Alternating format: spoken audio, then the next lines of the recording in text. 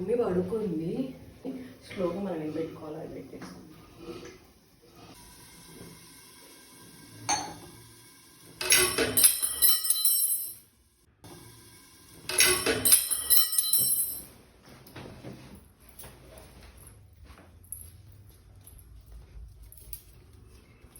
ఏంటికి ఒక 5 నిమిషాలు కూడా పడుకోని అసలు ఏంటా సౌండ్స్? మమ్మీ పడుకుంది సౌండ్ చేయొద్దు అని కొంచెమన్నా లేదా?